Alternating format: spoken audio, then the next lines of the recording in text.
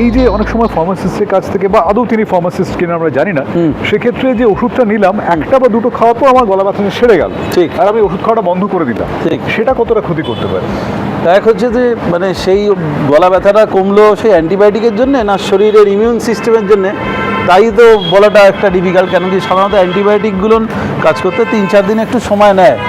তো আমাদের ইউজুয়ালি যদি আমরা কোর্স অফ অ্যান্টিবায়োটিক যেটা বলি সেটা আমরা 4-5 দিন একটু চালালেই ভালো। এখন শর্টার ইজ বেটার বলে, অর্থাৎ 3 থেকে 4 দিনও বলে, কিন্তু যদি আমরা ইনকমপ্লিট কোর্স দিই বহু সময় যেটা হয় যে একটা এমন ড্রাগ রেজিস্ট্যান্ট প্যাটার্ন নিয়ে পরবর্তীকালে পেশেন্টটা আসে যে ওই ওষুধটা কাজ করলো না বা তার হায়ার এন্ডে যেতে হবে।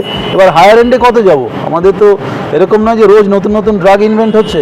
তো this is also not desired যে ইনকমপ্লিট আমরা একটা কোর্স নিয়ে 1-2 ট্যাবলেট খেয়ে বন্ধ করে দিলাম, সেটা is not recommended at all. একটা ধারণা আছে যে কোনো ফিভার, যে কোনো ধরনের একটা ফিভার, সেটা যদি আনট্রিটেড রেখে দেওয়া হয় সেটা নাকি একটা ব্যাকটেরিয়াল ইনফেকশনে টার্ন করে, এটা কি সত্যি নাকি সেটা ভুল?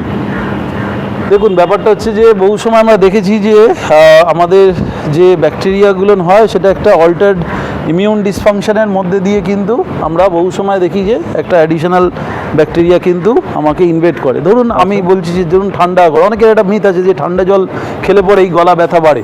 অ্যাকচুয়ালি ব্যাপারটা যে ঠান্ডা জল খেলে পরে আমাদের যে গলার যে একটা এনভায়রনমেন্ট থাকে সেটা এনকারেজ করে যে কিছু কিছু ভাইরাস বা ব্যাকটেরিয়া ওভারগ্রোথ করে।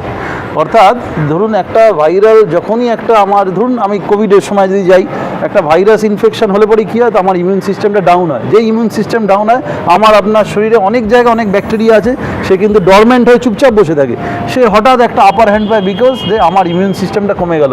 ইমিউন সিস্টেম কমে যাওয়ার পার্টের মধ্যে একটা ভাইরাল ডিজিজ যেই আমাকে এনক্রোচ করলো ইমিউন সিস্টেমটাকে, তখন ব্যাকটেরিয়াটা সুপারসিড করে আমার সিস্টেমটাকে ইনভেট করে। So this is how bacteria আর ভাইরাস পাশাপাশি থাকে। অনেক সময় ভাইরাল ইনফেকশনের পর সেকেন্ডারি ব্যাকটেরিয়াল ইনফেকশন হয়, বহু ক্ষেত্রেই হয়, কিন্তু দুটোকে আলাদা ক্যাটেগরিকে আমাকে ভাবতে হবে এবং প্যাথোফিজিওলজি যে ভাবতে হবে যে immune system dysregulation is the main crux.